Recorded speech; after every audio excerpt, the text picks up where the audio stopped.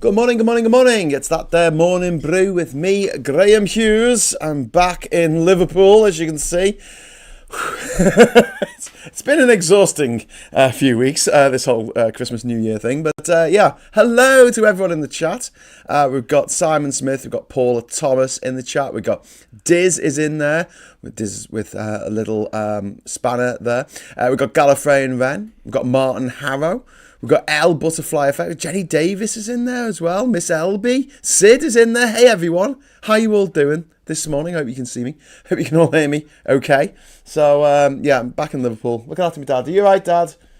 If you hear someone shouting in the background, it's usually my dad trying to have a conversation, trying to join in, trying to go, no Graham, you're talking bollocks. But yeah, if you'd like to join in with the chat here, all you need to do is subscribe to the channel and wait for approximately 60 seconds. Oh, thank you, Mother. My mum's just passed me a coffee. Oh, cheers.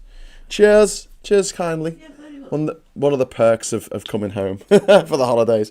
So yeah, all over the shop. All over the shop. We are.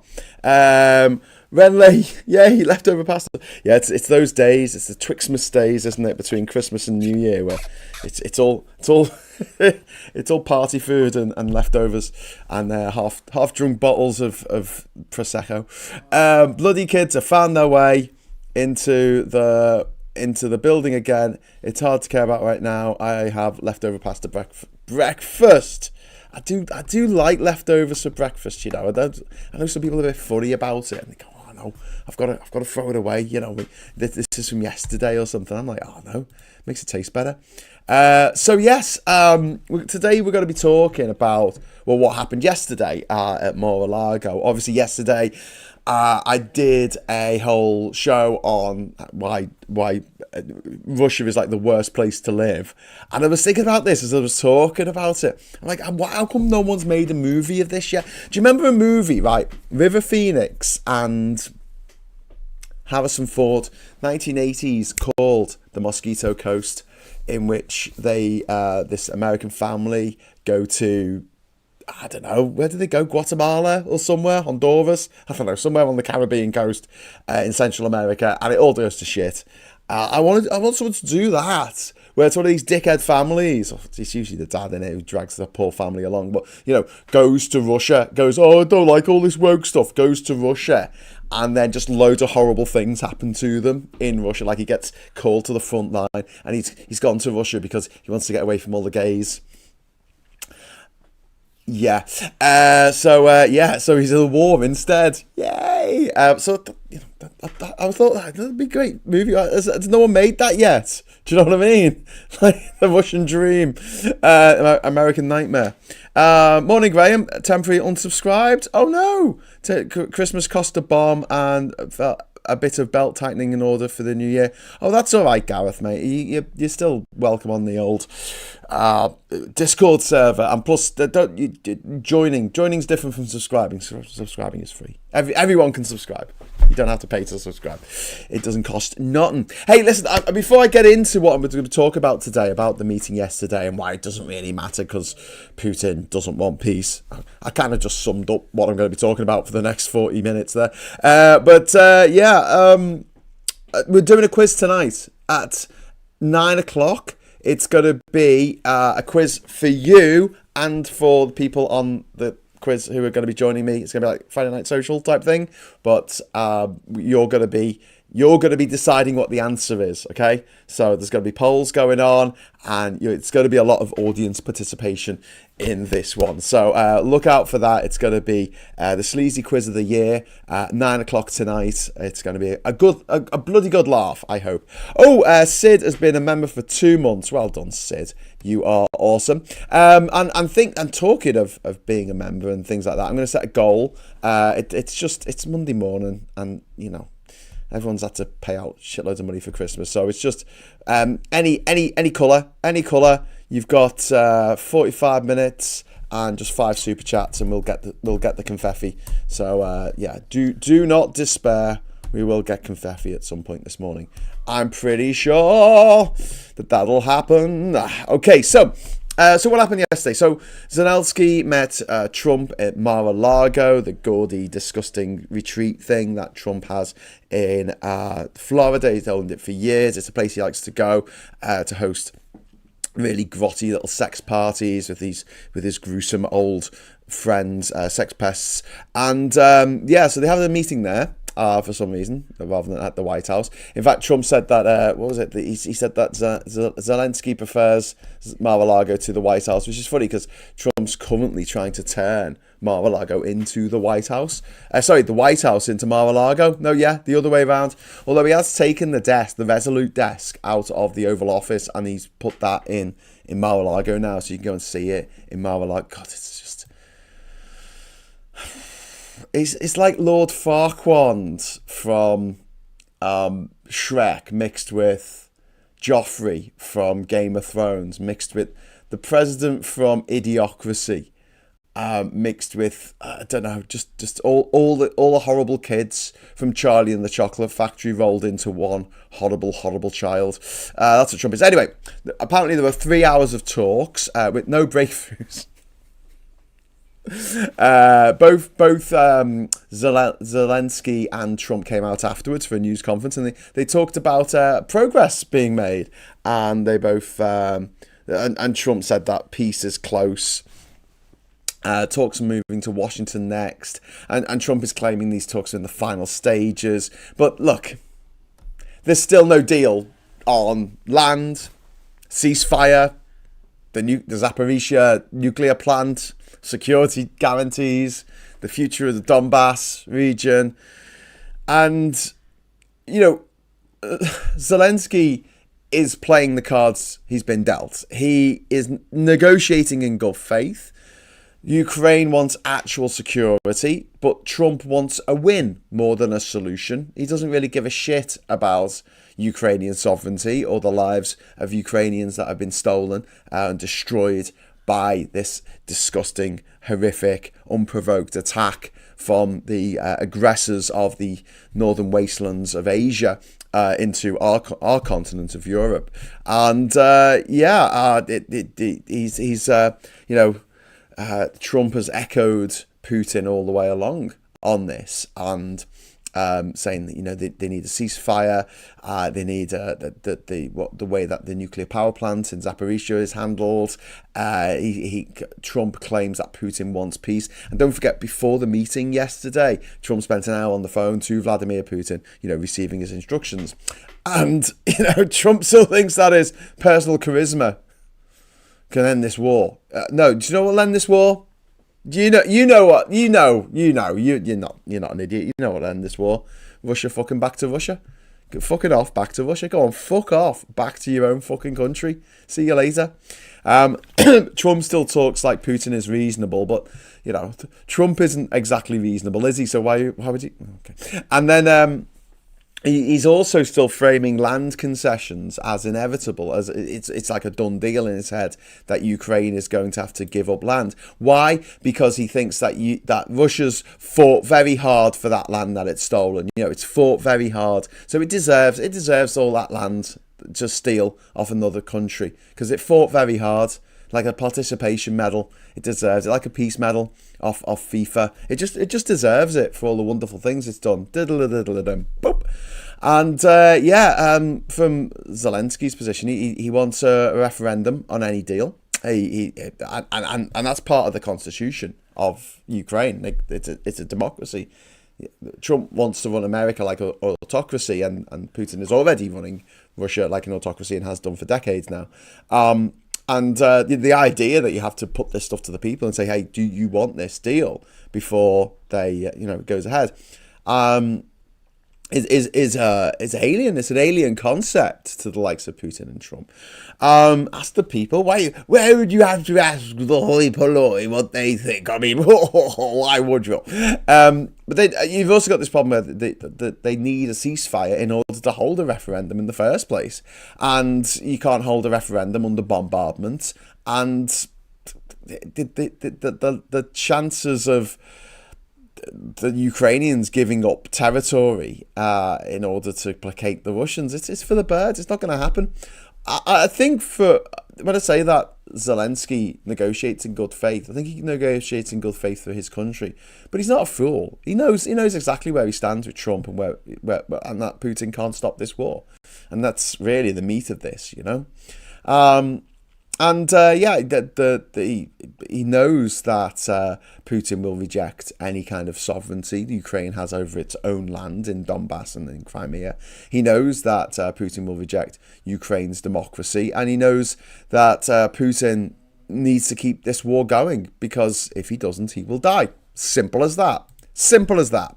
Merry Twixmas, everyone, says Jenny Davis with a £2 super chat, the first one of the week. Thank you so much, Jenny. That is very, very kind of you. I'm just going to make the super chat thing come up. Ta-da! Super chat! It's a super chat. If you notice, see that little thing there lying on the ground? That's Hans. That's Hans Gruber there. This is my advent calendar. And he's currently squished on the ground there because it's Christmas, and it ain't Christmas till Gruber hits the pavement. Okay, so Zelensky can't give up territory. He can't. No, it's unconstitutional. He can't legitimize the occupation. But given a ceasefire, they could have a referendum. I don't think a ceasefire is going to happen. Never mind the referendum. Never mind peace. I just don't think it's going to happen until Putin dies or there is some major shift in the war, i.e. Russia just seriously going bankrupt, which also, I mean, the level of hardship that your average Russian has to endure and they put up with it, I can't see any kind of revolution fermenting in Russia against this regime, unless the regime lose the war.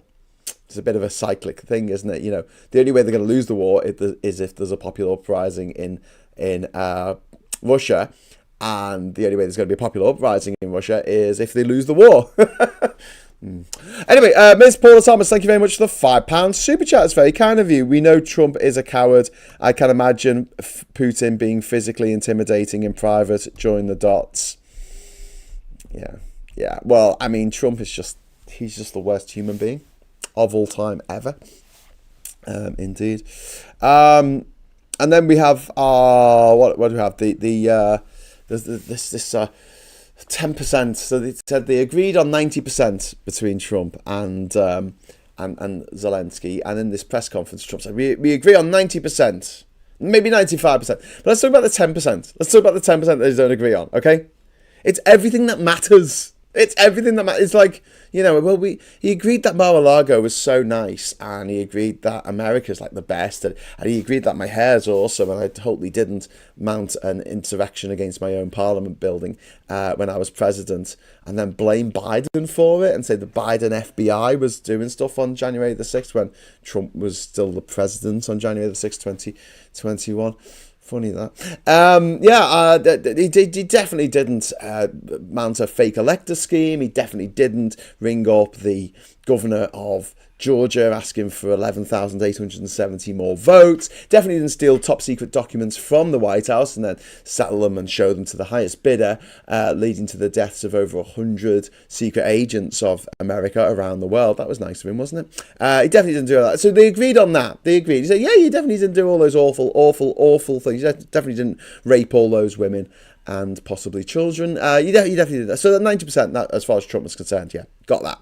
But then the 10% that they didn't agree on, territory, the timing of the ceasefire, the control of the Zaporizhia nuclear power plant near Kherson in the central south of the country, the future of Donbass, security guarantees, Russian withdrawal, enforcement mechanisms, accountability for war crimes, timeline for demobilization.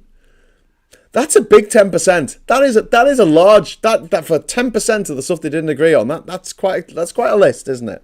That's quite a list. But this is all theatre. This is all theatre because Putin needs endless war to survive. The war economy props up his regime. Veterans returning. Could you imagine like 700,000 veterans returning from the front lines in Ukraine. I mean, well, to this country, what fit for heroes? It's going to be absolute economic depression from here on out. It's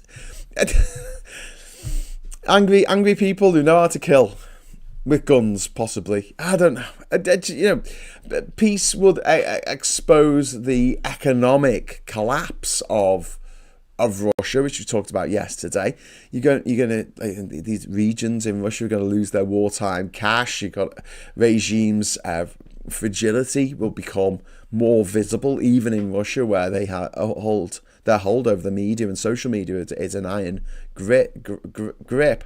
I mean, if the Western powers spent a bit of money on bot farms telling Russian people that Putin was, a gobshite, this war could be over now. But we just don't have people on our side who think out the box. People in Ukraine think out the box. They're bloody geniuses at thinking outside the box. But yeah, we in the UK and America and stuff, we very much prefer the old boxed-in thinking, don't we?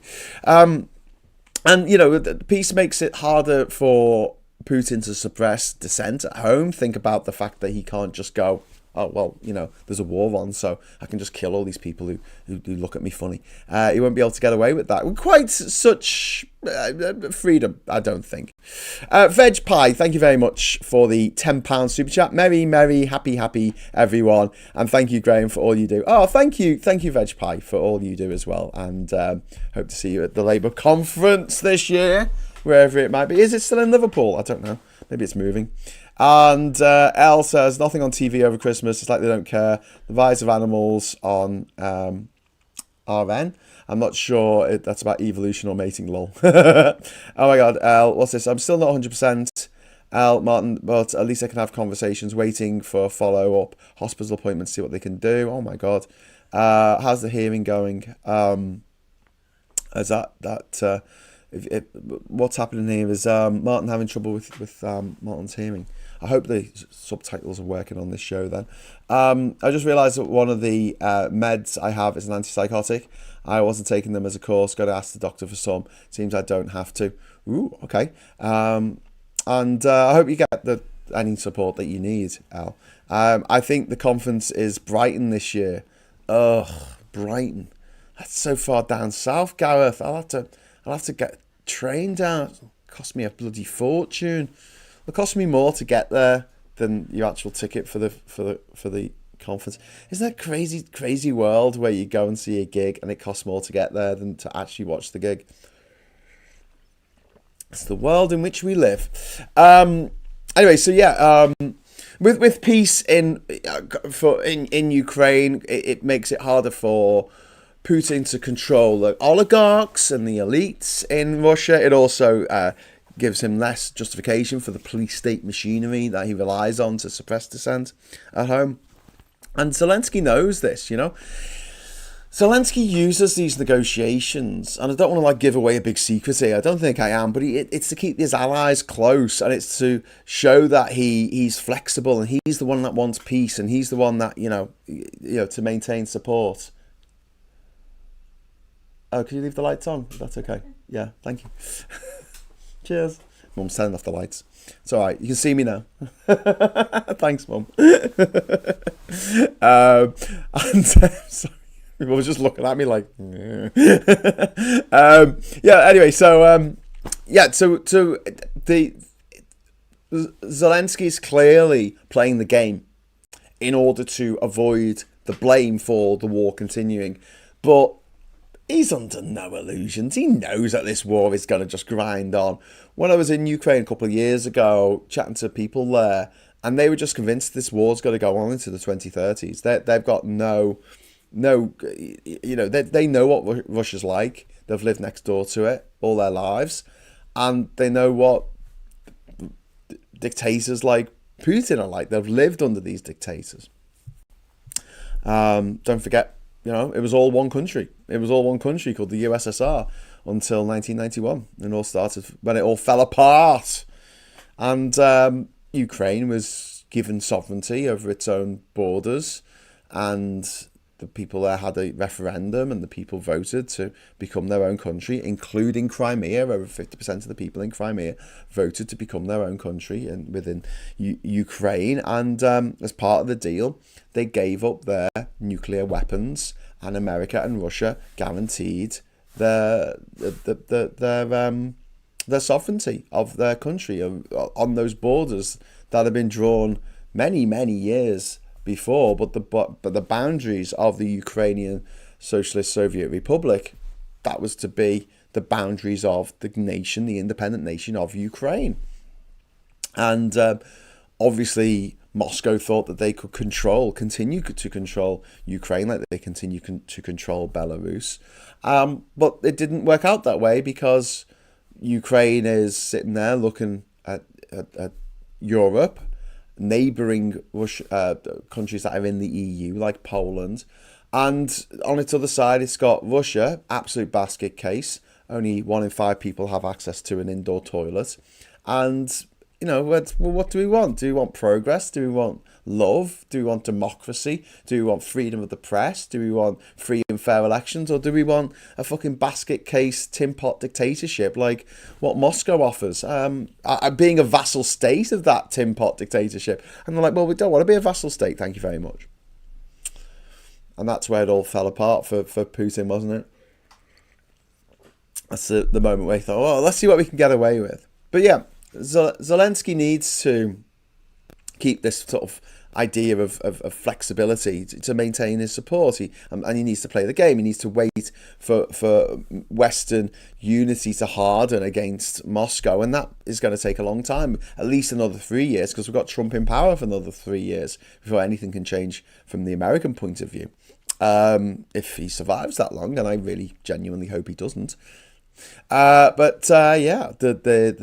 He understands that going forward and saying, yes, I'm willing to have peace talks, I'm willing to have a ceasefire, I'm willing to do this, I'm willing to do that, makes the Russians look like they're the ones holding this all up. Whereas the Russians wanted to put out the idea that Ukraine doesn't want peace. They don't want peace. And like, do you know what Ukraine wants? It wants you to fuck off out of its country. Because it's not your country, it's their country. And Trump doesn't see this because he's a fucking idiot. Because other reasons, but mostly because he's a fucking idiot. He just sees the deal. He doesn't see the dynamics. He just sees the deal. And he believes that Putin's assurances, he takes them at face value because he's a dickhead. He genuinely is a stupid man. He's as thick as pig shit. He's a spoiled, rotten, fat little podgy 12-year-old child going, I want sweets, give me a medal. I want a medal, give me a medal. He's an absolute dipshit. And he wants the headline, doesn't he? He wants to say he ended the war. Like he bragged about ending the war between, what was it? Was it Thailand and Albania or somewhere? He said. He just picked out 2 countries. Oh no, it was Azerbaijan, wasn't it? Was it Armenia and Albania? So it's just he doesn't know. He just doesn't know where countries are or what. He just doesn't care because he's ignorant. He's not just thick; he's also ignorant. But yeah, he said, "Oh, I made peace. I made peace in all these countries, because there was a border skirmish between Thailand and Cambodia, and this is centuries old. This conflict between the Thais and the Cambodians. I mean, this is nothing new." And yet he said, "Oh, I got peace." And then since then, there's been a load more people being killed on the border. By things getting blown up by both sides. And Trump's rather quiet about it. He's like, "Oh, yeah, there's that thing happening. Nothing to do with me." Ms. Paula Thomas, thank you very much for the £5 super chat. Pre-breakup, Ukraine was a maintainer of whole nuclear arsenal, as they have shown since they have more talented engineers. They do indeed. They take the job a bit more seriously, I think, than the Russians, who just seem to get drunk on vodka all the time. Thank you very much, Ms. Paula Thomas. That's very kind of you. Why do people think saying me and my mates means something significant, says Colin. Me and my mates. I don't know.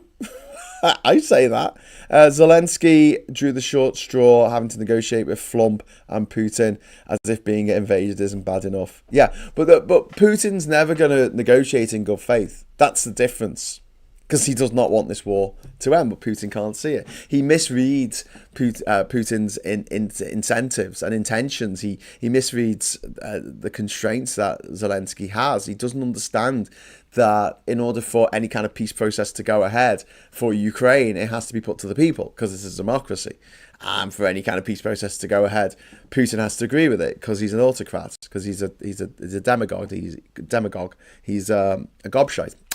He's a dictator. He's a fascist dictator. And Trump also misreads the cost of appeasement, because he doesn't understand history. He doesn't understand context. He doesn't understand continuity. He is essentially a podgy 12-year-old spoiled rich kid with a little helicopter cap on and a big lollipop, who's being created by AI. Same issues that AI has. Trump has the same issues himself. No sense of context. No sense. Have you seen what he's done to the White House? Yeah, no sense of context. And he sees Ukraine as a hostage to his reputation. Ukraine's the one being a stick in the mud. Why didn't you just give Russia all this land? Why didn't you just give them 1/5 of your land? Oh, sorry, touched the radiator there. Gave me a bit of a shock. Not an electric shock. I'm okay. Why did you just give them all this land? Why didn't you give them the Crimea? Why didn't you give them the Donbass? Why didn't you give them 1/5 of your territory? And then the war will be over, and I can be the big peacemaker, and I can get another participation medal from FIFA. And Trump thinks that territory is just real estate. That's the way he looks at it. You know Steve Witkoff, who went over to Russia and was given this 30-page document by the Russians earlier this month. God, was that earlier this month? It seems like years ago. And it was just basically translated, wasn't it, from the Russian to English. It was all these demands that the Russians had. And he goes, this is our peace document. Steve Witkoff is a property developer. He's not. He's never worked as a diplomat, as an ambassador, in any kind of political role. He's just some dude. He's not even a dude. Some bloke, some twat. He just turned up. Him and Trump and all that, they see this as a property deal. They don't understand the concept of blood and soil. They don't understand the idea of continuity and of tradition and of culture and of language and of history embedded in a place. They just don't understand it. They just go, well, just give him that, and then you can have that, and we can have a deal, and it will go back and forth. But it just does not work that way. But obviously Trump's too fucking pig ignorant to understand that. Viper Scott, thank you very much for the £2 super chat for Dizzer's confetti fix. Oh, that's very cute. Thank you very much, Viper Scott. That's very kind of you for giving us a confetti fix. That is very kind. And one more, and we get it. Oh, hang on, that was it, wasn't it? That means I can now release the confetti. Yay! Confetti on the screen. Yeah. Anyway, so Bridget Bardot died yesterday. And it turns out that you either die a hero or, live long enough to become the villain. Because, everyone seemed to like her in the 1960s and 70s. And then as she got older, she got more and more like bitter and twisted and racist. And she got into trouble. She kept getting fined for saying horrible racist things. And also there was a story about her son. She got pregnant in 1959, 1960, and back then abortions weren't allowed. She said, I'd like to have an abortion, please. And they're like, oh no, sorry, that's not allowed. I don't know. And basically she just didn't want to have a kid. She said she would have rather given birth to a dog than a child. I know I shouldn't laugh, but that's so evil. But yeah, Bridget Bardot, the French sex kitten, she's cocked at the age of 91. She did all right. Massive homophobe as well, says Martin, yes. And against women's rights as well. She was a bit of a misogynist, ironically, since she was like a woman. But yeah, she's one of these very much like this late stage. I don't want to use the F word and say feminist, because she wasn't a feminist. She never was. She was the icon of sexual liberation in the 1960s. But I think it was more for men's pleasure than for women's liberation, to be honest with you. Reagan Elite is in the chat. Hello Reagan, how you doing? This is exciting, isn't it? Hi. I will be wrapping up today at 10 o'clock on the knocker, because I do have family commitments today. But she was nice to animals, says Band of Hard Japs. Yeah, So was Hitler. But, anyway, the French people are in mourning today at the loss of Brigitte Bardot. At the grand old age of 91, come on, she had a good innings. Anyway you look at it. Describe your child as a cancerous tumour is pure evil, whether you want kids or not. They didn't ask to be born. Yeah, she described them. I'm sorry, I know I'm laughing, but it's not because it's funny, it's just because it's so dark. Do you know what I mean? Like, it's like, did someone actually say that? It's more laughter from incredulity than actual merriment. It's like she really described her child growing inside her as a cancerous tumour. Yes, she did that. She did. I didn't even know any of this stuff about Brigitte Bardot. She wasn't on my radar at all. I knew it from the movies in the 1960s and 70s. I didn't know she said all this. I didn't know she got into all this trouble. But there you go. But she had a gap between her two front teeth, so she wasn't that sexy. Anyway, moving on. Where was I? Trump. Oh, so much bloody. I hate talking about Trump. Can't wait till the day. I don't have to see him. Don't have to talk about him. Don't have to hear his stupid voice. What a wonderful day that'll be. Anyway, by the way, someone's bought TrumpKennedyCenter.org, so they're going to be doing stuff on there to do with the big Epstein ball and stuff that they're going to hold at the Trump Kennedy Center. So yeah, check that out if you want to. Yeah. So the actual reality. Here you go. Right. Here you go. Here's the actual reality of the situation in Ukraine right now. Peace. You want peace? Russia leaves tomorrow. Russia just packs up its shit. Actually, no, today. Seize the day. Carpe diem. Get the fuck out of Ukraine. That's it. Peace. See, the thing is, if Russia stops fighting, the war finishes. If the Ukrainians stop fighting, then Ukraine finishes. So what do you want? Russia will not leave voluntarily, though. Only pressure can change Moscow's ideas, plan, what Moscow wants to do, what Putin wants to do. He wants the war to last forever.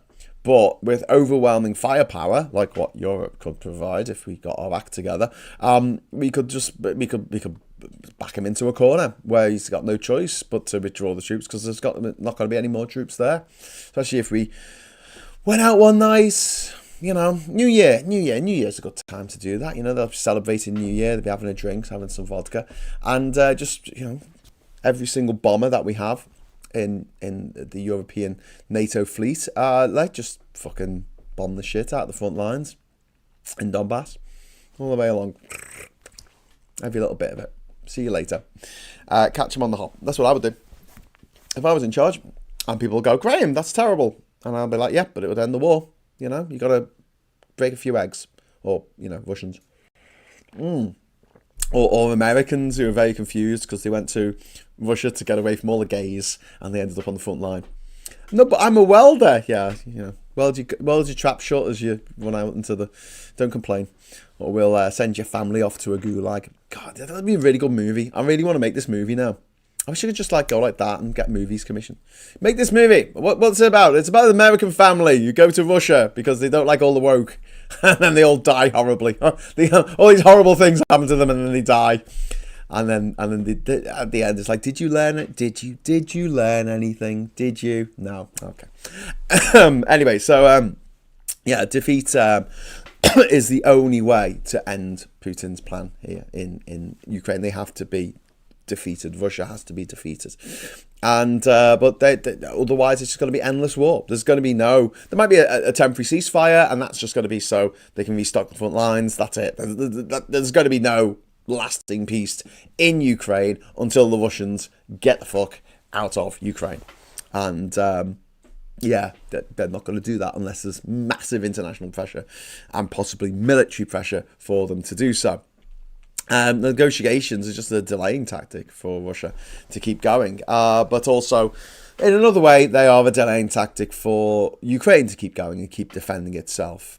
And peace requires Russian withdrawal. That's it. That's the one thing that we need for peace. That's the one thing that Russia is never going to do voluntarily. And therefore, peace talks, and it's not progress. It's just it's just treading water, really, and saying something 90% agreed when there's a whole laundry list of things that are not agreed. It's like, yeah, right. I think 10% is agreed. I think Zelensky said, "Oh, that's a nice tie. Can we agree on that?" And Trump's like, "Oh, thank you. I've just had it lengthened because I wear a really long red tie for some stupid reason." But yeah, land concessions are not do not mean peace, and the reality is that Putin does not want peace. Does not want peace. He wants Ukraine. He just wants to take over Ukraine, and endless war keeps Putin in power. And these talks that they're having, and I know Zelensky needs to do it. I'm not knocking him, but they're just put pure theatre. The war is real. The people dying in Ukraine, that's real.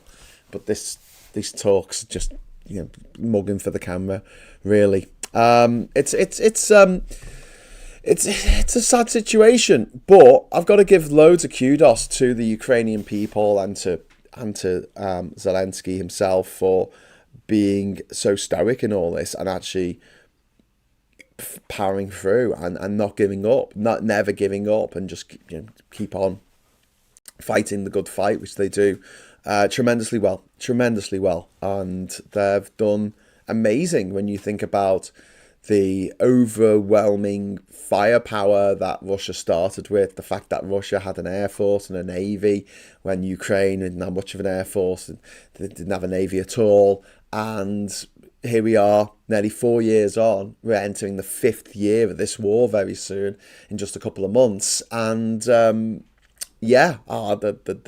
Russians still don't have air superiority. They've hardly moved an inch on the front lines over the last couple of years. They've taken 1% more land, 1% more land since the end of 2022, I think. Although there's the big counter-offensive in 2023, wasn't it? Since the Ukrainian counter-offensive in 2023, in the summer, I think, the Russians have taken 1% of land back. It's at the cost of over 200,000 lives. Wow. Worth it, though, to keep that one man in power, to keep that one man in his palaces, to keep that one man eating beluga caviar every night. Because, one strong man, I mean, what's the needs and the desires and the feeding of one man, one amazing, great man, compared with the actual lives of tens of thousands, hundreds of thousands of people. Yeah. But there you go. It's performative pantomime politics. I wish Flump would get his fizzog. Fizzog, that's a great word, isn't it? Get his fizzog out of it. Yeah, I'm sick of seeing his fizzog. He is an ugly motherfucker, as Arnold Schwarzenegger once opined about the Predator, and the Predator said it back to him, which is fair enough, really. So let's go and have a look at the papers. Now the only problem here is that I haven't actually set up the screen for the papers yet, so this has got to come up wrong. Oh God, I hate it when things come wrong. But we will give it a go. It's 90% Bridget Bardot, to be honest with you. But we'll give it a go. We'll give it a go. Just 1 second. There we go. Oh, okay. Right, so we'll just stretch that out a bit, I think.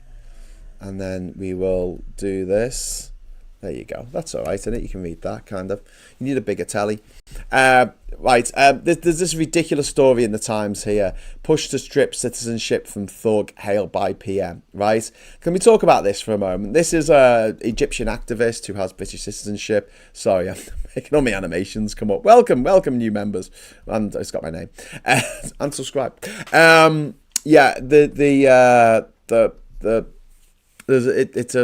a Egyptian activist who has British citizenship and has a British passport. And we have a rule that says that you can take the British passport off someone that you don't like if they've got a passport for another country. And the only people with dual citizenship, really, 99% of them, are people who are brown or black. It just are, in this country at the moment. I mean, maybe when it was before Brexit, we had more European people here, but the idea you could take your British passport off someone, because don't forget, a lot of Europeans who lived here never bothered to get a British passport, because why would you need to? You had indefinite leave to remain in this country as long as you weren't being a drain on the state. And so this policy of being able to take passports off certain people, it is really discriminatory. Because it is they can't take my passport off me. I've only got one. I've got a British passport, unfortunately. So they can't strip me of my citizenship. I suppose people have got Irish passports now, but that's another, fault of Brexit. But the people who get the citizenship stripped from them, the people who have their passports taken off them, the vast majority of those people are usually from Africa or have African heritage, or from Asia and have Asian heritage, which is just.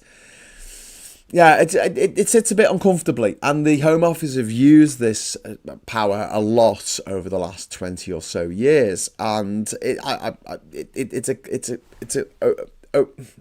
it's a punishment that is meted out to one segment of society, but not to another segment of society, because it can't be meted out to me. They can't take my passport off me. I've only got one passport. So no matter what this guy did, I'm uncomfortable with that idea. Okay. But moving on from that, I just want to say as well, he wrote some tweets that were pretty grim, right? And I'm not going to defend those tweets. He has apologised for them. This was back in, I think, 2011 or something. But it doesn't matter, even if it was last week, right? He's apologised for them. But if you're going to do that for him, then what's the story with Graham Linehan writing horrific tweets about attacking trans women? What's the scam with Loser Fox writing tweets saying that, accusing people of being paedophiles? What about Andrew Tate writing tweets that are just grossly misogynistic and violent towards women, encourages violence towards women? I mean, Andrew Tate, he has got a British passport and an American passport. How come he's not getting his British passport taken off him? And also, people who write these newspapers, why is no one calling for Andrew Tate to have his British passport taken off him? Push to strip citizenship from thug hailed by PM, right? It's a bit of a badly written headline, that, because are you saying that the thug is hailed by the PM, or are you saying that the push is hailed by PM? It's a very badly written line, but then again, it's a Murdoch rag, the Times these days. It's not what it was when Uncle Bulgaria used to read it. Carinola, thank you very much for the $5 dollarinos. That's very kind of you. Hey, have a banana. Glad you're well, Graham. Rooting for you here in Tokyo. Come back and see us sometime. I would like to go back to... I've never been to Tokyo, actually. It's one of the few capital cities that I've not been to. I will go to every capital city at some point in my life, but when I was doing the Odyssey expedition, it was just to get to each country.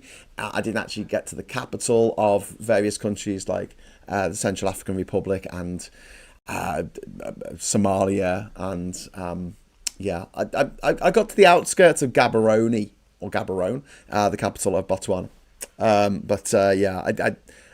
should do that. That should be my next trip. It should be every capital city in the world without flying. What do you reckon, Mum? Oh, yeah. It's like, yeah. Moscow might be out for the moment. No, give it a few years. I'm not gonna do it for a while. But yeah, it's definitely something I should do. Because then people can't say, but you didn't really see the country. You just stepped in and then you walked back out again. Me. Anyway, so apparently Brigitte Bardot has died. There she is, being all sexy. And then we've got month-long waits to see GP swell under labour. That's not good. I don't have to wait. I don't understand what this is about, because I do understand what it's about, but I'm not affected by it. And I know because I'm not affected by it, I'm probably less passionate than it should be. But I can get to see my doctor on the same day. But then again, I live in rural, well, not rural, but the outskirts of the city of Durham. So I guess there's not as many people per capita. Not as many people per people, says Graham. Per head. There's not as many people in the catchment area of that particular GP surgery, I guess. But waiting a month to see your doctor, that's pretty grim. That's pretty grim. I got a message off my doctor the other day saying I had to go in. Well, I could choose to go in for an MOT, a checkup thing, because I'm getting on. I'm getting on now. I'm getting that thing where they go, oh, we need to check you out. So I responded and said, yeah, all right. And I'm going in at the beginning of January. So it wasn't even an appointment that I wanted. They just gave it to me anyway. So that's pretty good. But what isn't particularly good is my treatment for ADHD took 2.5 years from the moment I went to my GP and said, hey, I think I might have ADHD because my brother's got it and my nephew's got it. And they went, all right, we'll put you in to see if you've got it. And that took a year and a half. And then it's taken me another year to actually get the pills. But, started now. It's all good. And Urban Legends, you and me would smash a geography quiz, mate. Oh, yeah, I think we would, Urban Legends. I think we would certainly smash that quiz. But the thing is, if I ever get a geography question wrong now, everyone's like, you got it wrong. You're the guy who went to all these places and you didn't get the geography question right, which is upsetting. But also, I've got no qualifications in geography. This is crazy, right? When I was in school, for the 1 year and 1 year only, and it was my year in school, the government decided in its infinite wisdom that everyone should do CDT. They wanted people to do technology, really. They wanted IT, but we spent more time doing like the craft bit of it, like metalwork, woodwork, and bending bits of acrylic, plastic. It was completely useless. But because I had to do CDT, I couldn't do geography. So I did history and did quite well at it and ended up studying at university, but I did not do geography. And later in life, I've come to realise you can't really understand history, human history, unless you understand geography, because it's all based on why people settled in that particular place and why these people came from somewhere else because they wanted that particular resource from that particular place because it was only available in that particular. Why did Singapore grow as a port? Well, because it's on the peninsula of the Malay Peninsula and it's a perfect place to stop off on the way to and from China. I mean, there are reasons why these places have grown and other places haven't, and a lot of it's to do with geography. Simple as that. And not having any kind of qualification in geography does irk me. Maybe I'll do a GCSE one day. Can you pay to do a GCSE? Can I just do a GCSE if I want to, Mum? Probably. My mum says probably. Tim Ballum, £5 super chat. Thank you very much. The US reporter investigated Epstein in 2019 was under surveillance by the Department of Justice. This is when Trump gave Epstein a sweetheart deal. Ooh, okay. Well, oh God, I put the subscribe button there instead of the super chat button. It's better. Thank you very much for the super chat, Tim. Oh wow, I don't think that Epstein took himself out. I think Trump, who was president at the time, said, "Can you get rid of this guy? He's a pain." Anyway, so we've got this picture of what's her name? Brigitte Bardot on the front cover of the Telegraph here. And you might notice that you get the same picture of her on a lot of the newspapers. Extremist must lose citizenship. ECHR loophole allowed alleged Islamists to circumvent usual good character checks. So they're trying to blame it on the European Convention on Human Rights, which is nonsense because it's only been invoked about bloody 10 times since forever in situations like these. They're just trying to make people hate it so we get rid of it so they can have more power over us because the people who own these newspapers are all billionaires. Dog saves owner after heart attack on beach. Oh, good dog. Good boy. Good boy. Walesers shine light on our unsung heroes. Putin serious about peace, insists Trump. No, he's not. Trump, dickhead. And then we've got founders rush to do something ahead of blah, blah, blah. Okay, don't really care about that. And God created Brigitte Bardot. 50s blonde bombshell dies at the age of 91. I don't think that's a picture of her at the age of 91. Same picture in the mirror as well. Told you it's 90% Brigitte Bardot. Pictures of the year, the most striking images of the year from 2020 has got the picture of the guy outside the Wang Fuck. God, that was what it was called. Was it called the Wang Fuck complex? So they never said it out loud on the telly. In Hong Kong, which 7 buildings caught fire and burnt. And people were told to shelter in place. What the hell? And then Ukraine war talks are in final stages. Well, the talks might be Trump, but the war certainly isn't. And Farage abused pupils, claims former teacher. There you go.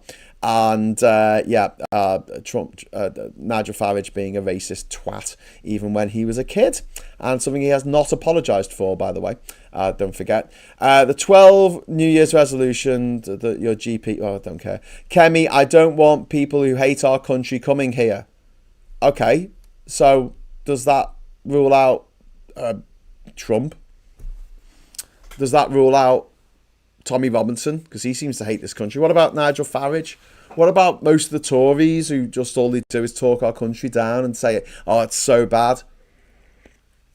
What about Farage going over to America and asking the Americans to put trade barriers, to put tariffs on us, to put sanctions on his own country?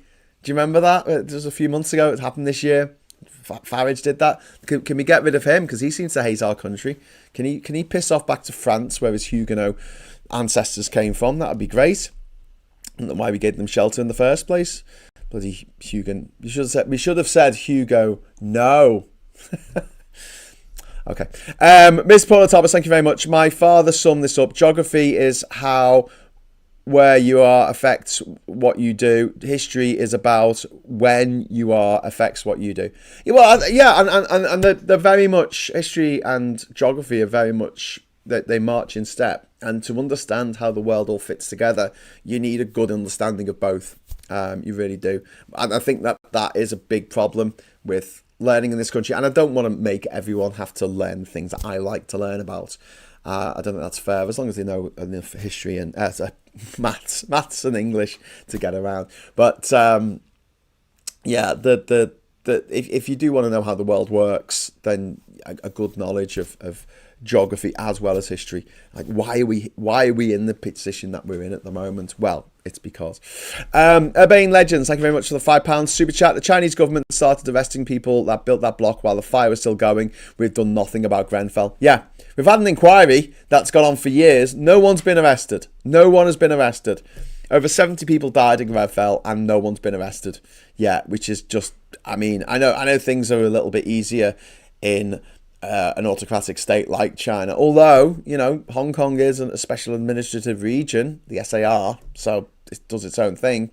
But yeah, it's fairly obvious that when there's a fire and it kills loads of people in a building, and it's obvious that the fire regulations weren't followed because the people died in the building, and if they had followed the fire regulations, then the people in the building wouldn't have died. You start arresting people. You start arresting people and charging them with murder, or at least manslaughter. Yeah, so thanks for that, Urbane Legends. And also, Liz Allen has just gifted 5 Politics Social memberships. Oh, that is so kind of you. Welcome new members. Carinola, Rosebud Ascendant, David J, Paul Ewan, and Willie Dapper. Oh, you're all members now, so welcome new members. That's exciting. Thank you very much, Liz Allen there. You're awesome. And yeah, it's Christmas, so you know, it's a time for giving, isn't it? And then same picture of Bridget Bardot there on the Times with her boobs. And then we've got Daily Express here. New care inspection plans puts residents. Oh, it says presidents there. New care inspection homes puts residents at risk. Residents at risk. Thousands of care home residents could be put at risk under a shake-up of inspections. That's the story there. Bridget Bardot still dead. And then we've got Financial Times here. Crunch talks. Zelensky and Trump meet. Tech startups amass a record 150 billion to guard against AI investment bust. Bid to fortress balance sheets. Backers advise caution. Bubble fears stalk public markets. So obviously, you know, like I say, the AI bubble is going to burst. People do understand that and are trying to do stuff to sort it out. And we've got some new members thanks to Urbane Legends. Thank you so much, Urbane Legends. Another 5 Politics Social gift memberships there. Another 5 members who are Steve, Ben Stringer, Going Out to the Party People, Pixelista, and Shanek. Thank you very much, Urbane Legends, for that. That is very, very kind of you. Right, back to the papers. And North Sea producers blame as exploration drilling grinds to a halt. And we have Brigitte Bardot there. Animal activist. She was an animal. And we've got this briefing here. I know this is really low res. Sorry about that, but we've got this story here. 800 billion funding needed to hit NATO spending target. Congo visas halted. This is to do with the fact that the DRC, Democratic Republic of Congo, has refused to allow people to return be deported back to the DRC, and as a result, the government has issued the issuance. They've halted the issuance of fast track visas. Okay, so you can still get a visa if you're from Congo, but it just takes a lot longer and costs a lot more. China councils innovate. Japan birth rate worsens. Birth this year are set to miss even the most pessimistic forecasts in Japan, hitting the lowest level on record. People are just not having kids. Rome, and they're not having kids because it's too expensive. They made it too expensive to have kids. Welcome new members again. Sorry about that. I need to, because the animations are set to automatically turn on when I switch screens, and if I don't turn them off, I've got to remember to turn them off. Yeah, people are just choosing not to have kids. Why are people choosing not to have kids? Because having kids isn't the best thing for people to do, I guess, with their lives, when it costs so much to have kids these days, especially in developed nations. It costs a lot of money, and you can't put them to work once they, get to the age of 6, like you could in the old days. So they're not an asset, And if you had like 17 kids and you had the older ones looking after the young ones so you could go out and party, I mean, that's not the way it works anymore. You just can't do that, People used to go out and rave all the time in the 90s. Anyway, so Rome and Madrid recover borrowing costs or something. Tech fortunes swell. The wealthiest tech billionaires have added more than $550 billion to their combined wealth. Hotels eye direct booking and getting rid of agents or something. And wine market in the red. Oh dear, that's a little pun there, because wine is red and being in debt is also being called in debt, basically. The market for Burgundy, Bordeaux and other fine wines is on track for its 3rd straight year in the red, after the effects of US tariffs and investors preferring other assets such as gold. Yeah, well, surely, why would you want wine if you can't drink it? Come on, let's just drink the bloody wine. Cavanola, yes, Bridget Bardot was really beautiful. She lived to 91 years and always had a kind word for everyone. Oh, yeah, except for Muslims and gays. Who else didn't she like? I don't know. She got into trouble. Having kids is not always support either, especially if you're a bad parent. Yeah, but what if they're bad kids? What if they're bad, selfish kids, and once they're old enough, they piss off to Australia and leave you on your own? Hey, what about that? What if that happens? Yeah? My mum's laughing at this now. She's like, yeah. Are you watching that on your phone? Yeah. But that's it's like a 30-second delay, isn't there? Yes. Is that a bit weird? No. Okay. Have you got the subtitles up? Yes. Okay. My mum's watching the show on her phone. But I'm going to wrap up in a moment, because I do have to be off today at 10 o'clock on the knocker. I thought it was quite good today. I actually got started on time, which doesn't normally happen when I have to have a new setup. But I've got a much more streamlined setup than I used to now for travel, so that's good. It's Nuts Chris, the drama teacher in our son's school, is a maths teacher but loves performance arts. Yeah. But I wasn't allowed to do drama for GCSE, and I wasn't allowed to do pottery either, even though I was quite good at pottery. There's loads of stuff I wasn't allowed to do for GCSE because of the clash in the timetables, which I would have liked to have done. But I had to do bloody CDT. We had no choice in the matter of doing CDT. At least in the other things, we sort of had a choice. Billionaires have hoarded more, just like Smaug, says Ernie. Yeah, that's what they do. They're just sitting on loads of money. More money than they could spend in thousands of lifetimes. I don't understand why they need so much money. But they want their money is worth more to them the less we have, so they have to keep taking it from us, because it's not just enough for them to be rich. They need the rest of us to suffer and have our horizons curtailed. Indeed. Did you get an alarm clock for Christmas, Graham? No, it's just, this morning I had to drive halfway across Liverpool to get here in time to actually start the show. So, it's not about getting up early. It's just about everything working, and you sit down 10 minutes before you start and just check everything's working, and invariably something needs updating, or something doesn't work. It could be the light, it could be the camera, it could be the mic, it could be the program, the OBS, it could be the internet. There's so many things that just don't work, and you're like, oh, for God's sake, and then you spend the next 10 minutes troubleshooting, and then before you know it, you're late to get started, even though you were sitting there ready. You also need a coffee as well. don't always have a lovely mum to come and give you your coffee. 1 million people have 1/3 of the world's total wealth now. That is mad, isn't it? Or maybe you're saying 1 meter people. Are you saying that short people have 1/3 of the world's total wealth? Oh, duh, the bloody short people. And also, yeah, another thing, when I'm in Durham, I've got to do the school run in the morning as well. And depending on traffic, it's like what time I get to start the show. Maybe I should go back to starting it. I think we used to do it at 9:30, didn't we? And then I brought it back to 9 o'clock, which might have been an error on my behalf. But I'm hoping that in the new year, once things settle down and I'm back in Durham and I'm not running around everywhere, we will be able to just make sure that we do actually get started at 9 o'clock on the knocker.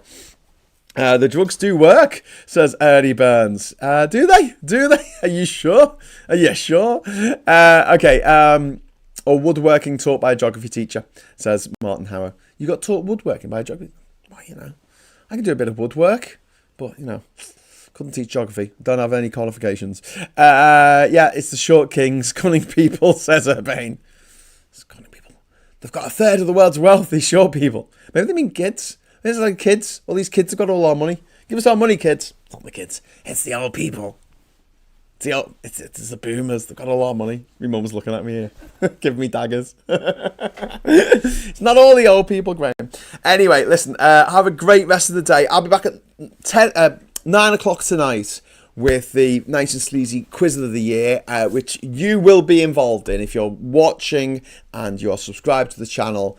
You will be involved in the big quiz of the year, and you'll almost get to choose who wins the quiz, and it should be one that's fun for all.